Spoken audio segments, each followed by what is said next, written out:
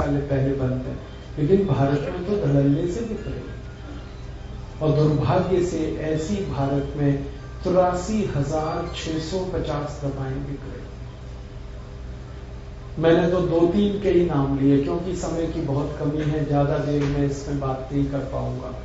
लेकिन आपको मैं कहना चाहता हूं कि इतना बड़ा घोटाला हमारे देश में चिकित्सा के क्षेत्र में चल रहा है कि जो जहरीली दवाएं हैं, बेकार की दवाएं हैं, जिनकी हमें कोई जरूरत नहीं है, वो हमें खिलाई जा रही। आप बोलेंगे इसका कारण क्या है? इसका कारण है भ्रष्टाचार, करप्शन, रिश्वतखोरी। जैसे हमारे देश के पॉलिटिक्स में भ्रष्टाचार है, रिश्वतखोरी है, करप्शन है, वैसे ही ड्रग्स एंड फार्मास्यूटिकल के सेक्टर में बहुत भ्रष्टाचार है, बहुत रिश्वतखोरी है। ये भ्रष्टाचार कैसा है? बहुत सारी दवा कंपनियां भारत में ऐसी हैं जो दूसरे देशों से आई हैं, मल्टीनेशनल्स हैं, विदेशी कंपनियां, और वो ऐसी दवाएं बना रही हैं जिनको वो अपने देशों में नहीं बनाते। मैं आपको नाम लेके बताऊं। एक बहुत बड़ी कंपनी है, उसका नाम है प्रॉक्टर एंड गैम्बल। ये अमेरिका से आई है और ये भारत में एक ऐसी दवा बनाती है जिसको अमेरिका में वो कभी भी नहीं बना सकते, क्योंकि अमेरिका में वो मेडिसिन कई साल पहले बंद हो चुकी है। उस मेडिसिन का नाम है विक्स। ये जो विक्स हमारे देश में बिक रही है, ये प्रॉक्टर एंड गैम्बल की ऐसी दवा है जो अमेरिका में कई साल पहले बंद हो चुकी है, और अमेरिका के अलावा कनाडा में बंद है, जर्मनी में, फ्रांस में, ब्रिटेन में, सभी यूरोप के देशों में बंद है। विक्स वहां नहीं बनती और ना ही बेची जाती है। और कई देशों में तो ऐसे कानून है कि अगर किसी डॉक्टर ने गलती से किसी पेशेंट को विक्स का प्रिस्क्रिप्शन लिख दिया तो उस डॉक्टर को 14 साल की जेल हो जाती है और डिग्री छीन ली जाती है उसकी। क्यों? क्योंकि विक्स बहुत खराब दवा मानी जाती है। अब प्रॉक्टर एंड गैम्बल इस दवा को अमेरिका में नहीं बनाती, कनाडा में नहीं बनाती, अमीर देशों में ये दवा नहीं बनती, और उसी दवा को वो भारत में सबसे ज्यादा बनाकर बेचते हैं। आपको ये बात मालूम है, विक्स भारत की हाईएस्ट सेलिंग मेडिसिन है, सबसे ज्यादा बिकने वाली दवा है ये भारत। आप बिलासपुर की किसी केमिस्ट की दुकान पर सवेरे से शाम तक बस खड़े हो जाइए, ये देखने के लिए कि कौन सी एक मेडिसिन दिन भर में सबसे ज्यादा बिक रही है, तो वो यही मेडिसिन है विक्स। जो कहीं नहीं बिक रही है वो भारत में सबसे ज्यादा बिक रही है और लोग खरीद रहे हैं, और उसका विज्ञापन धड़ल्ले से टेलीविजन पे सैकड़ों बार रोज आता है। आपको और एक बात बताऊं, विक्स का विज्ञापन करना कानूनन जुर्म है, ये कानून से अपराध है, लेकिन हर दिन हर टीवी चैनल सैकड़ों बार इसका विज्ञापन करता है। विक्स की गोली लो, खिचखिच दूर करो, विक्स लगाओ तो नाक ठीक करो, अपनी नाक बंद हो गई तो विक्स लगाओ, 20 तरीके से आपको ये विज्ञापन आता है। तो कानून तोड़कर विज्ञापन आता है, और दुनिया भर के देशों में जो दवा नहीं बिकती वो सबसे ज्यादा यहां बिक रही है, और हम खरीद रहे हैं और उसको लगा रहे हैं। और ये दवा की कीमत क्या है? ये दवा आती है 25 ग्राम 40 रुपए की। 25 ग्राम विक्स 40 रुपए, 50 ग्राम 80 रुपए की, 100 ग्राम लगभग 160 रुपए की, और 1 किलो है 1600 रुपए की।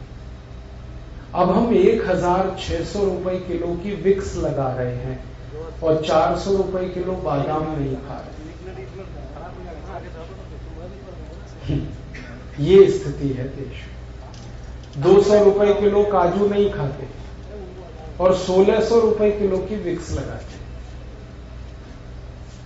200-250 रुपए किलो देशी गाय का घी नहीं खा पाते, 1600 रुपए किलो की विक्स लगा रहे हैं। कौन सी ऐसी चीज है आपके घर में जो 1600 रुपए किलो की आप लाते? कौन सी ऐसी चीज है? आप जरा सोचो।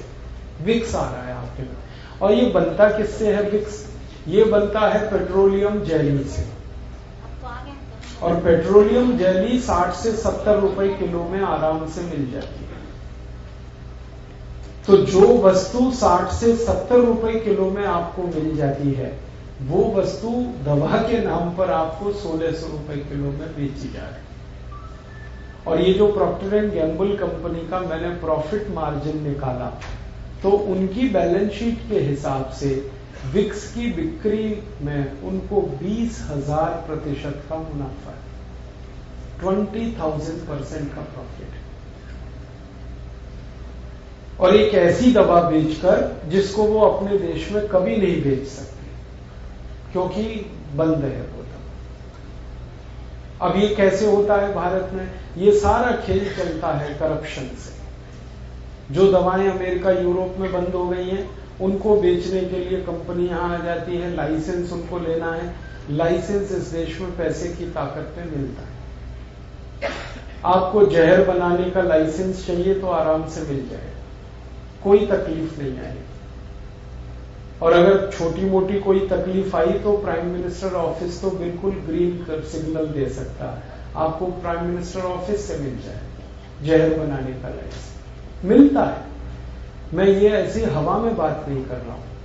एक अमेरिकन कंपनी हमारे यहां आई थी, यूनियन कार्बाइड। उसको एक ऐसा जहर बनाना था जो दुनिया में कहीं नहीं बनता। वो पेस्टिसाइड, इंसेक्टिसाइड के लिए इस्तेमाल करना। उसका नाम उन्होंने रखा था 77777, ब्रांड नेम था। वो एक कीड़े मारने की दवा थी। वो अमेरिका में बनी, यूरोप में बंद, कहीं बनती नहीं, बिकती नहीं। उसको बनाने का लाइसेंस उनको भारत में मिल गया। और भारत के वैज्ञानिकों ने जब मना किया कि इसको ये लाइसेंस ना दिया जाए यूनियन कार्बाइड को, तो भारत के प्रधानमंत्री कार्यालय ने वो लाइसेंस दिलवाया, पीएमओ से, प्राइम मिनिस्टर ऑफिस से वो लाइसेंस उनको मिल गया। अब जब पीएमओ कह देगा तो नीचे के तो सारे लोग ऊपर से दंडवत करने लगेंगे। पीएमओ से ऊंचा कौन है इस देश में? तो प्राइम मिनिस्टर कार्यालय ने कहा कि नहीं, लाइसेंस तो देना है इनको, किसी भी कीमत पे देना है, भले ये जहर बनाए बेचें तो भी देना। ले लिया उन्होंने। और क्या किया होगा उसके लिए वो आप अच्छे से जानते हैं। हमारे देश में लाइसेंस लेने के लिए क्या क्या करना, वो लाइसेंस मिला उनको, और उस लाइसेंस के आधार पर उन्होंने वो जहर बनाने का कारखाना भोपाल में लगाया और भरी बस्ती में लगाया, लोगों के बीच में, जहां लोग रहते हैं। हमारे यहां सामान्य रूप से ये कानून है कि ऐसे लाइसेंस के आधार पर लगने वाले कारखाने शहर के बाहर लगाए जाते हैं, लेकिन भोपाल की घनी बस्ती में वो कारखाना लगा। और फिर 1984 में वहां वो सब हुआ। जहरीली गैस मिथाइल आइसोसाइनेट का टैंकर फटा, गैस निकली और उससे 17,000 लोग एक ही रात में तड़प तड़प के मर गए।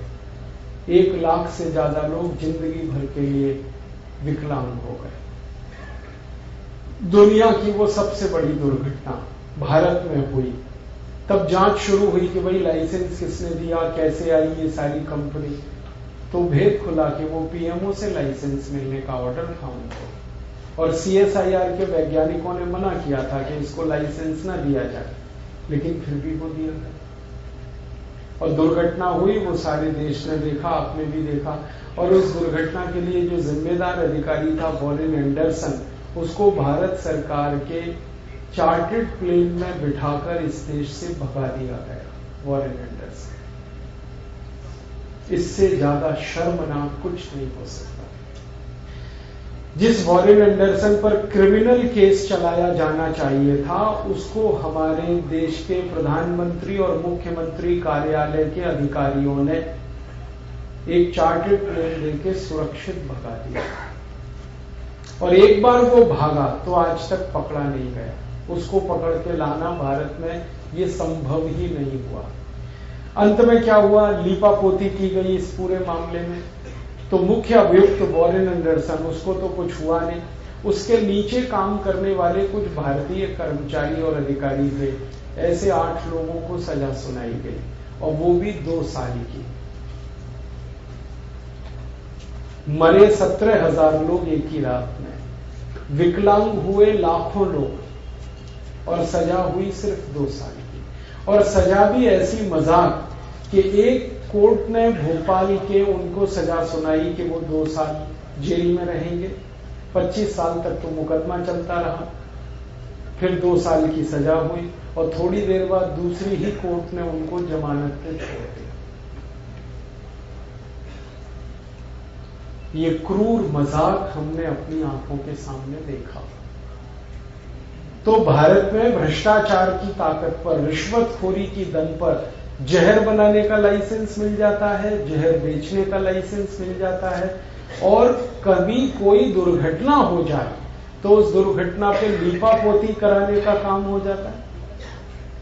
ए भैया, ये पानी की बोतल है, ओ भाई, ओ भैया, ये जिनको पानी पीना है वो बाहर जाएं। भ्रष्टाचार के आधार पे जहर भी बेच सकते हैं आप, और बिक रहे हैं जहर। ये तो मैंने यूनियन कार्बाइड का ऐसे ही एक मुद्दा आपको बता दिया। ऐसे भारत में 750 से ज्यादा फॉरेन कॉरपोरेशंस हैं, मल्टीनेशनल्स हैं, जो यूनियन कार्बाइड से ज्यादा खतरनाक जहर बेच रहे हैं, उससे भी ज्यादा खतरनाक, और उनके प्रोडक्शन यूनिट्स लगे हुए हैं इस देश। पता नहीं कब भोपाल जैसी दूसरी बड़ी दुर्घटना हो सकती है इस देश में। आपको कभी मौका मिले, आप गुजरात जाइए, अहमदाबाद से रेल में बैठिए और मुंबई तक का सफर करिए। रास्ते भर आपको नाक बंद करनी पड़ेगी रूमाल से, इतनी बदबू आती है पूरे रेलवे ट्रैक के ऊपर। क्यों? ऐसे खतरनाक जहर बनाने के कारखाने वहां लगे हुए हैं जो दुनिया में कोई नहीं बनाता। एक बहुत खतरनाक जहर है, उसका नाम है एंडोसल्फान। ये दुनिया के 150 देशों में बैन है, लेकिन सबसे बड़ा प्रोडक्शन यूनिट इसका वहीं लगा है, गुजरात में। ऐसे बहुत सारे जहर, 750 विदेशी बड़े बड़े कंपनीज ये जहर बनाते हैं। पता नहीं कैसे लाइसेंस मिल जाता है, कैसे कारखाने लग जाते हैं। इतनी बड़ी दुर्घटना हो गई इस देश में यूनियन कार्बाइड की, हमने देखी है, भुगती है, तो भी सरकारों पे कोई फर्क नहीं है, नेताओं पे, अधिकारियों पे कोई फर्क नहीं है उससे। फिर दूसरी कोई बड़ी दुर्घटना हो जाएगी, फिर वही होगा इस देश में। तो ये देश तो पूरा डूब गया है करप्शन में, भ्रष्टाचार में, रिश्वतखोरी में। न कोई नीति है, न कोई कानून है, न कोई नियम है, और अगर नीति नियम कानून है तो वो हर दिन तोड़े जाते हैं बड़ी कंपनियों के पैसे की ताकत। तो जब वो एंडोसल्फान जैसा जहर बना सकते हैं, 777 जैसा जहर बना सकते हैं, तो विक्स जैसा जहर भी बना रहे हैं, आयोडेक्स जैसा भी जहर बना। आयोडेक्स एक मेडिसिन है, आप जानते हैं, इसको दुनिया में किसी देश में बनाने की परमिशन नहीं है। आयोडेक्स टोटल बैन है, 150 से ज्यादा देशों में बैन है आयोडेक्स, लेकिन भारत में सबसे ज्यादा बिकने वाली दवाओं में ये शामिल है। रोज इसका एक विज्ञापन आता है, आयोडेक्स मलिए, काम पे चलिए, हर बच्चे को याद है। जरा सी चोट होती है, मोच लगती है, हम तुरंत आयोडेक्स ले आते हैं। कभी हम सोचते नहीं, बात नहीं करते आपस में कि ये सुरक्षित दवा है क्या, काम की दवा है क्या। ऐसा बहुत बड़ा अंधकार है इस देश में। उस चक्कर में हजारों दवाएं फालतू बन रही हैं, बेकार की, जहरीली, हम उन्हें खा रहे हैं, और उसके कारण हम और ज्यादा बीमार होते जा रहे हैं। तो बीमारियों की 2 बड़ी वजह हैं इस देश में। एक तो गरीबी, जिनको खाने को ही नहीं मिलता इस देश में, उनके शरीर में ताकत नहीं, शक्ति नहीं, खून नहीं, एनीमिया के शिकार। और दूसरा, जो लोग पैसे खर्च करके दवाएं खा रहे हैं, उनको दवाएं ऐसी खिलाई जा रही हैं जो बहुत ही जहरीली और खतरनाक है। आपके मन में और एक प्रश्न आ सकता है कि सरकारों के नेता और अधिकारी तो रिश्वत खा के, घूस लेके ये दवाओं को लाइसेंस दे देते हैं, फिर हमारे डॉक्टर्स इन दवाओं को क्यों लिखते हैं? सरकार ने तो ठीक है अपना बेच दिया, इज्जत बेच दी, सम्मान बेच दिया, रिश्वत खा के लाइसेंस दे दिया। फिर डॉक्टर के पास आता है मरीज तो, और डॉक्टर लिखता है प्रिस्क्रिप्शन में वो दवा, बनाए कोई भी, लेकिन बिकवाता है उस दवा को डॉक्टर। बनाए कोई भी कंपनी उस दवा को, प्रिस्क्रिप्शन तो डॉक्टर लिखेगा ना, तभी तो मरीज खरीदेगा। बिना प्रिस्क्रिप्शन तो ये दवाएं बिकती नहीं है। तो डॉक्टर क्यों लिखते हैं प्रिस्क्रिप्शन दवाओं का? हमने इसमें जब रिसर्च किया तो पता चला कि डॉक्टर भी इस करप्शन में आकंठ डूबे हुए। ये जो बड़ी बड़ी मल्टीनेशनल्स हैं और बड़ी कंपनियां हैं दवा बेचने वाली, ये डॉक्टर्स को भी रिश्वत देती हैं, घूस देती हैं। मुझे बहुत खराब लग रहा है ये बोलते हुए कि हमारे डॉक्टर सब दवा कंपनियों का कमीशन लेने लगे और उनके कमीशन के लालच में वो दवाएं लिख रहे हैं जिन दवाओं को बंद करने की सिफारिश WHO ने कर रखी है। और हमने देखा डॉक्टर जितना बड़ा है कमीशन उसका उतना ही बड़ा है। और अभी तो कैश सीधे पैसा देते। होता यह है कि आपको डॉक्टर ने एक प्रिस्क्रिप्शन स्लिप लिखी, आप 1000 रुपए की दवा अगर खरीदने गए तो मैंने इसमें जो कैलकुलेशंस किए हैं और प्रमाण इकट्ठे किए, एवरेज हर 1000 रुपए की दवा आप जो खरीद रहे हैं उसमें से 400 रुपए डॉक्टर के पास जा रहा है, जिसमें वो लिखा है स्लिप, मानी 40% कमीशन। और ये कमीशन पैसे के रूप में सीधे जाता है डॉक्टर के पास और भी कई कई स्वरूप में पहुंचता है। जैसे कई दवा कंपनियां कार खरीद के डॉक्टर्स को गिफ्ट दे देती, कई कंपनियां मोटरसाइकिल स्कूटर खरीद के गिफ्ट कर देती, कई कंपनियां रेफ्रिजरेटर और AC खरीद के गिफ्ट कर देती हैं, कई कंपनियां डॉक्टर्स के पति पत्नी बच्चों को स्विट्जरलैंड का टिकट दे देती है कि जाओ घूम के आओ। हांगकांग, ताइवान, सिंगापुर चले जाते हैं, वो खरीदारी करके सिंगापुर से आते हैं, कंपनी पैसा पे करती है उनकी खरीदारी का, इसके बदले में डॉक्टर प्रिस्क्रिप्शन लिखते हैं उस कंपनी की। इससे भी ज्यादा शर्मनाक स्थिति है वो ये कि डॉक्टर्स के घरों के जो बच्चे पढ़ाई करने के लिए विदेशों में हैं उनका खर्चा ये कंपनियां उठाती हैं। और डॉक्टर्स के घरों में जो कारें चल रही हैं उसमें डीजल पेट्रोल भरने का पैसा कंपनियां उठाती हैं। टेलीफोन बिल डॉक्टर्स के कंपनियां पे कर रही हैं, उनके घरों के बिजली के बिल कंपनियां पे कर रही हैं। इतना बुरा हाल है इस पूरे सिस्टम। तो डॉक्टर्स क्या करते हैं, जिन कंपनियों से कमीशन आ रहा है, जहां से गिफ्ट आ रही है, उनके लिए फिर वो फेवर करते हैं। और फेवर उनका यही होता है कि जो दवाएं वो कंपनियां कहती हैं उनका वो प्रिस्क्रिप्शन लेते हैं। हमारे देश में सभी कंपनियों ने मेडिकल रिप्रेजेंटेटिव्स नाम के प्राणियों को पाला हुआ है। ये मेडिकल रिप्रेजेंटेटिव्स का 1 पॉइंट प्रोग्राम एक ही है, हर डॉक्टर को भ्रष्ट बनाना, बाई हुक और बाई क्रोक, सीधे सीधे या परोक्ष रूप से। MR जाते हैं डॉक्टर्स के क्लिनिक में, उनको लालच देते हैं कि देखो ये मेडिसिन का प्रिस्क्रिप्शन करो, ये इतना पैसा, इसका करो इतना, इसका करो इतना। डॉक्टर उस चक्कर में ये सब करते हैं। अब ये जो मेडिकल प्रोफेशन है ये सेवा नहीं है, ये बिजनेस है। अच्छा, जब बड़े बड़े डॉक्टर्स को हम कहते हैं कि आप भी इतने गिर गए, तो कहते हैं हम क्या करें, 40 लाख रुपए खर्च करके हमने MD किया, 50 लाख खर्च करके हमने MS किया, किसी बैंक से हमने कर्जा ले रखा है, तो हम कहां से निकालेंगे अपना पैसा। ये उनका तर्क है। तर्क क्या कुतर्क है भाई। 40-50 लाख रुपए देके अगर आपने MD MS किया तो क्या आपके पिताजी कह के मर गए थे कि यही पढ़ाई करो, कोई और पढ़ाई कर लेते सस्ती वाली। माने हमने बेईमानी की है तो अब बेईमानी आगे भी चले, ये तो ऐसा कुतर्क है। वो कहते हैं हमको पैसे निकालने हैं अपनी पढ़ाई के, और वो पैसे निकालने के लिए कंपनियों के कमीशन के अलावा कोई दूसरा रास्ता नहीं। तो ये डॉक्टर्स का कहना। अब अंत में जो मरता है और फंसता है वो आप हैं, मैं, हम सब, जो एक बीमार के रूप में किसी डॉक्टर के पास जाते हैं, पता नहीं कब उसको लालच आए और वो कौन सी मेडिसिन प्रिस्क्राइब करे और हमारी जान निकल जाए। हम क्या कर पाएंगे, कुछ नहीं कर पाएंगे, क्योंकि डॉक्टर माने मार देने का लाइसेंस लिया हुआ एक व्यक्ति, डॉक्टर का माने।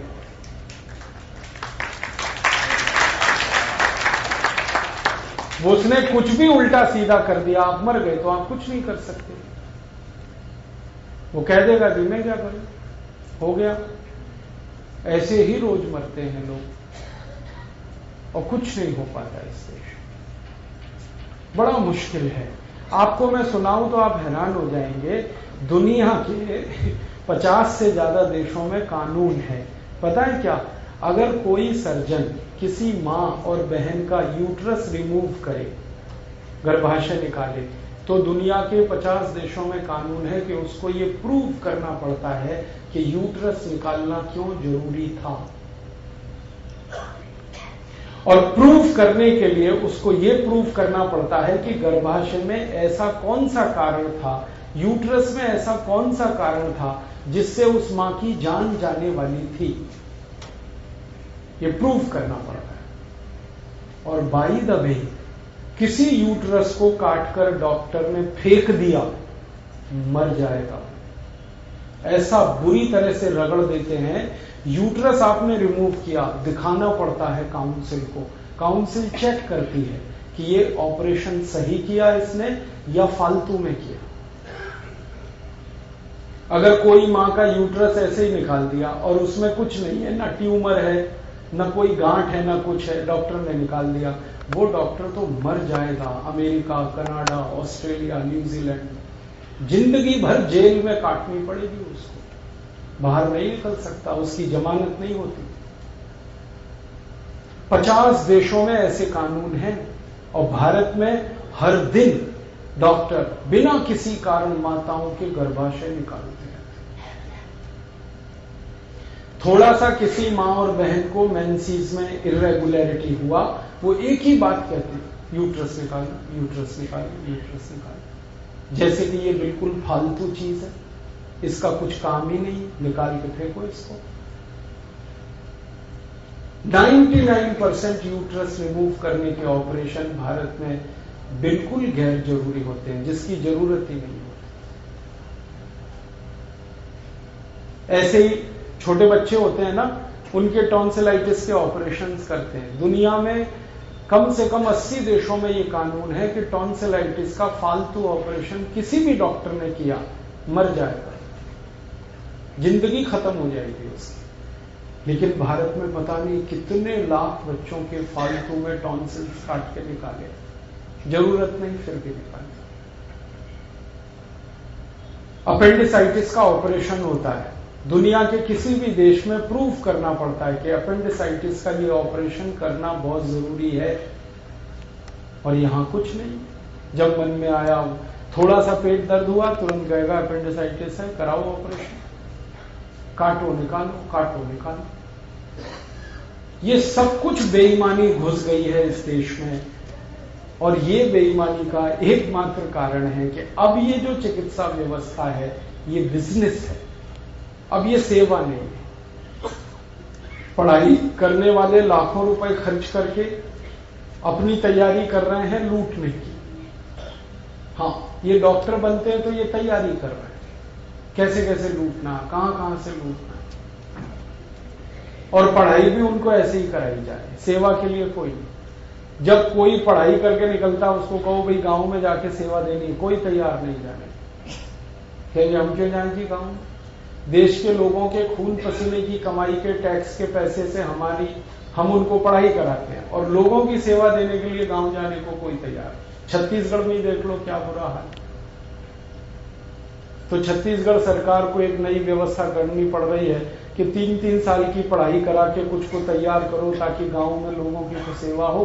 क्योंकि ये 5-6 साल वाले तो जाने को ही तैयार नहीं, क्योंकि गांव में किसको लूटेंगे। हाँ, इसलिए तो नहीं जाते, लूटेंगे किसको भाई?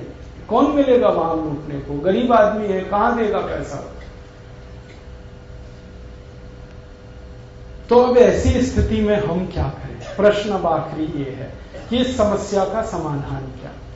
इसके 2 समाधान हैं। पहला समाधान है कि हम सब लोग जो बीमारियों पर खर्च करने की हैसियत वाले लोग हैं, हमारी संख्या देश में 35 करोड़ है। 35 करोड़ भारतवासियों को माना जाता है कि वो मध्यम वर्ग के हैं, उच्च मध्यम वर्ग के हैं और उच्च वर्ग के हैं, माने जो पैसे खर्च करके डॉक्टर के पास जा सकते हैं, दवाएं खरीद सकते हैं, ऑपरेशन करा सकते हैं, आदि आदि। तो आप सब उसी में आते हैं, मैं भी उसी में आता हूं। तो एक रास्ता तो ये है कि आप सब इस फालतू दवाओं के दुष्चक्र से बचें। अगर बीमारी से बचना है तो आप ये फालतू दवाओं को ना खाएं। कम से कम वो दवाएं बिल्कुल ना खाएं जो दुनिया में कोई नहीं खा रहा है। और कुछ दवाओं के नाम तो याद कर लें: aspirin, Disprin, Novalgin, Analgin, paracetamol, streptomycin, Terramycin, Baralgan, Butazol, Oxyphen, Butazol, clioquinol, diclofenac, remdesivir. इन दवाओं को कोई नहीं खा रहा है दुनिया, आप मत खाओ। और इसके साथ साथ अगर हिम्मत है आप में तो मैं तो आपसे कहूंगा कि एक कदम और आगे बढ़ाओ। बेईमान डॉक्टर को कभी भी मत जाओ, उसके पास मत जाओ। मेरा कहना है बीमारी से नहीं, बेईमान डॉक्टर से बचो। बीमारी इतनी खतरनाक नहीं है, वो डॉक्टर आपको खतरे में डालते हैं। तो ये एक रास्ता है। एलोपैथी की फालतू दवाएं खाने से बचो। जिन दवाओं की शरीर को भयंकर नुकसान हो रही है वो दवाएं मत खाओ। एक एक दवा के 100 साइड इफेक्ट्स हैं, वो कभी भी मत खाओ। और ऐसे बेईमान डॉक्टर्स के पास मत जाओ जो फालतू ऑपरेशन करते हैं, बहुत सारी दवाएं लिखते हैं। एक बीमारी के लिए एक ही दवा काफी होती है। 15-20 दवाएं अगर डॉक्टर लिख रहा है तो समझ लेना बहुत बड़ा कमीशन खोर है। हाँ, एक ही मिनट में पता चलता है बेईमान कौन है और ईमानदार। आपको एक बीमारी है, एक ही दवा काफी है। चिकित्सा विज्ञान ये कहता है, सिद्धांततः ये कहा जाता है कि एक बार में एक दवा पर्याप्त होती है। अगर कोई डॉक्टर 15-20 दवाएं लिख रहा है, बीमारी एक ही है, तो समझ लो ये कमीशन के चक्कर में लिख रहा है। और अगर कोई डॉक्टर इलाज करने से पहले आपसे धीमे से पूछ रहा है कि आपका मेडिकल इंश्योरेंस है, तो समझ लेना महालूट खो रहे।